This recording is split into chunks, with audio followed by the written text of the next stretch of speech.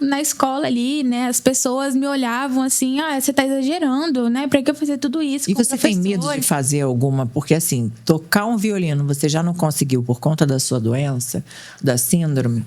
Você tem medo, assim, hoje de, sei lá, de fazer alguma atividade? Vamos fazer nem que seja uma hidroginástica, sei lá, um yoga. Você tem medo? Eu tenho muito medo. E não é o ideal, só que hoje eu não pratico nada. Eu não consigo, porque eu em pé, ontem foi um episódio muito engraçado. Eu coloquei um saltinho e eu fiquei em pé. Eu nem andei, eu só fiquei em pé. Nisso que eu fiquei em pé, eu olhei pra minha mãe e falei, mãe, olha o salto, né? Que bonito que ficou em mim. A hora que eu fiquei em pé, o meu joelho deslocou pro lado. Ai, meu Deus. Não, Andressa, não usa salto, pelo amor de Deus, gente, que nervoso. E eu nem tinha movimentado nada, então ele deslocou. E isso é muito recorrente. Enquanto isso é muito normal, muito isso normal. Que eu ia falar. E nas pessoas que têm também a sua síndrome, né? Que é Ehlers-Danlos, que é a de hipermobilidade, né? É normal acontecer super isso. Normal. Deslocar cotovelo, braço, mão, dedo, joelho. Meu Deus do céu. É muito normal. E hoje lá em casa eu tenho 4 exemplos disso, né? Como é uma doença genética, os meus 3 irmãos também têm. E hoje a gente tá com um pequenininho, o mais novo, o André. Vocês puxaram isso de quem? Da sua mãe, é muito do seu difícil, pai? Porque as nossas 2 famílias, né? A gente já tentou fazer um histórico, um levantamento. Então, só vocês que têm ou tem outras pessoas? Toda parte da família do meu pai, né? A minha avó tem problemas no tecido conjuntivo, ela tem a fibromialgia, né? As minhas tias também já sofrem com as dores, né? E é uma região fria, então o frio também influencia demais nas dores articulares. Só que a família da minha mãe também tem alguns relatos disso. E aí eu acho que então, juntou as seu 2 pai genéticas com a sua mãe, ali. Pronto. Deu certo, é isso. Então a gente vai ter que fazer mais pra frente um rastreio, né? Pra ver, saber o que está acontecendo. E só que o meu irmãozinho mais novo, de 11 anos, o André, hoje ele está deslocando tudo. Ele está há 3 meses sem frequentar a escola, de atestado.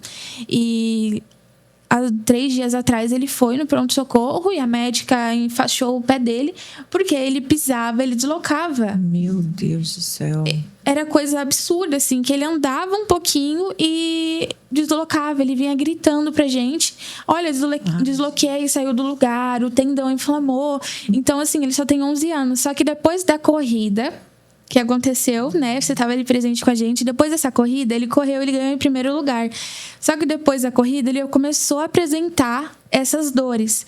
E aí aconteceu que ele foi para o hospital com essas dores, fez um exame de sangue. Eu não vou me lembrar o exame que ele fez em específico, mas a médica falou, olha, ele precisa ficar em repouso, porque por conta desse esforço físico que ele fez, pode estar subindo para o sangue.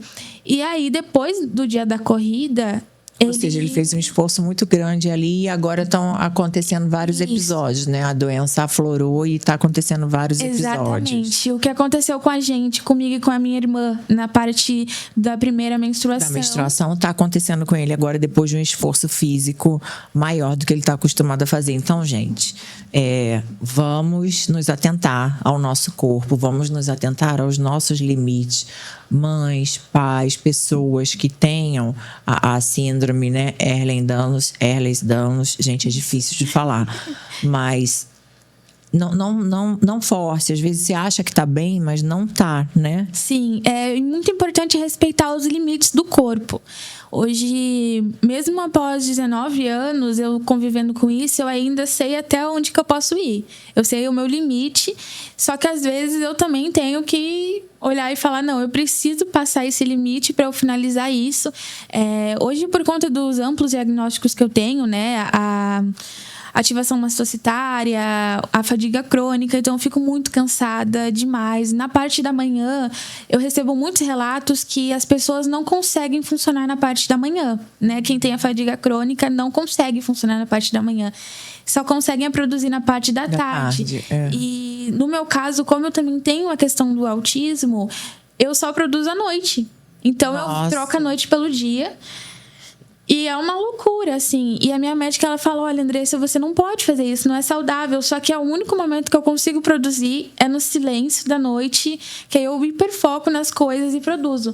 Então, é uma sobreposição de sintomas. Uma doença pede uma coisa, a outra pede outra coisa, e o teu corpo fica confuso no meio daquilo tudo. Agora, como é que foi o surgimento, Andressa, do Instituto Irmãs Raras?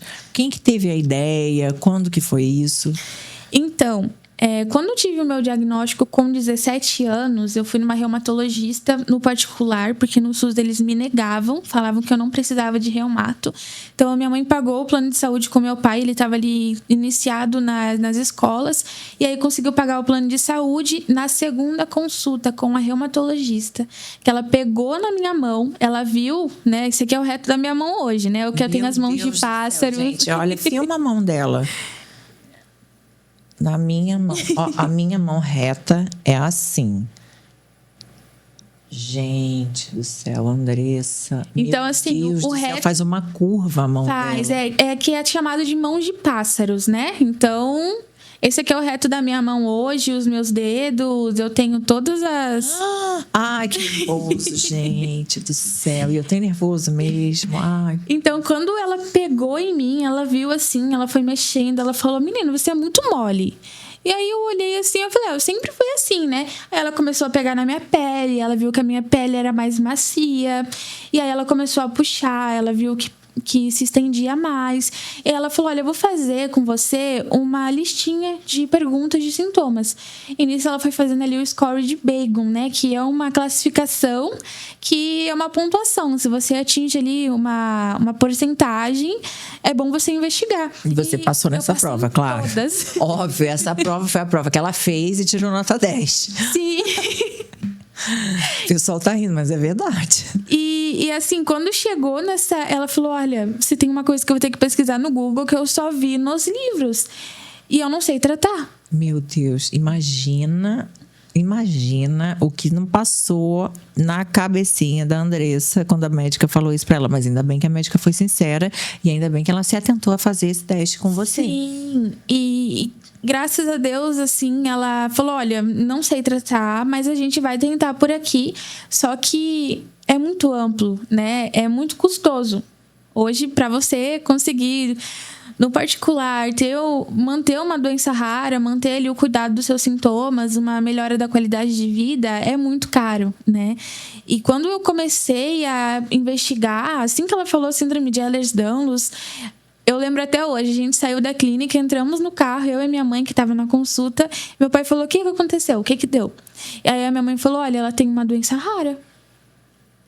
E aí ficou todo mundo se olhando. Em silêncio, sem saber o que fazer. Sem nunca ter ouvido falar em doença rara. Foi o nosso primeiro contato ali. E a gente olhou assim, mas será que é isso mesmo? E começamos a investigar, pesquisar e batia tudo. Tudo. Casava perfeito. Perfeitamente, assim. E aí eu comecei a entrar em grupos e a entender. E eu falei, então, se eu tenho isso, eu preciso ter um diagnóstico. Eu preciso, o quanto antes, estar tratando isso. E foi Qual o diagnóstico seu que veio primeiro? Do autismo ou da Ehlers-Danlos? Não, o meu primeiro diagnóstico foi da hipermobilidade. Da hipermobilidade. Eu fui numa clínica e aí fiz todos os testes, tudo, né? E recebi o diagnóstico da hipermobilidade. Logo depois disso, eu conheci a doutora Kaline, que ela é do Distrito Federal e atendia online. E ela é cardiologista pediatra. E eu estava com 17 anos, né? Logo ia entrar na maioridade.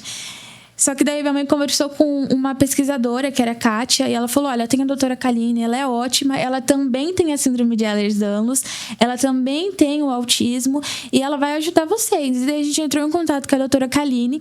Aí pronto, ela já na conversa... A primeira consulta nossa, da minha irmã, foi de 4 horas. Nossa. A minha consulta foi de 5 horas. Meu Deus. Nisso, eu internada no hospital, porque estava vomitando sangue, porque os meus vasos são muito frágeis. Então, eu tive um episódio de vômito e nisso comecei o sangue.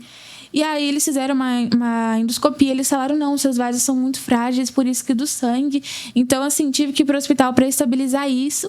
E eu no hospital internada, minha irmã junto comigo ali na sala e a minha mãe fazendo a consulta. E aí ela falou, olha, eu vou ajudar vocês, né? O que você tem é real. E foi ali a primeira pessoa, a primeira especialista que olhou para mim e acreditou em mim. Ela falou, eu acredito em você, eu acredito na sua dor, na sua história.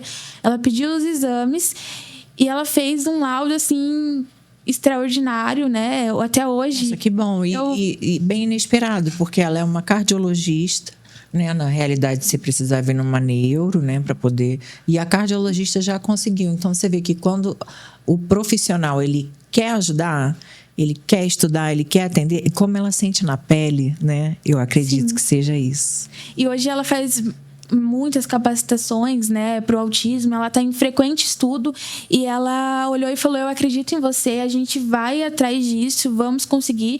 E aí ela conseguiu, e até hoje eu vou completar 20 anos, ela ainda me socorre, né? Ela falou, Andressa, tá na hora de você procurar outro médico adulto já. Adulto já, porque eu sou pediatra.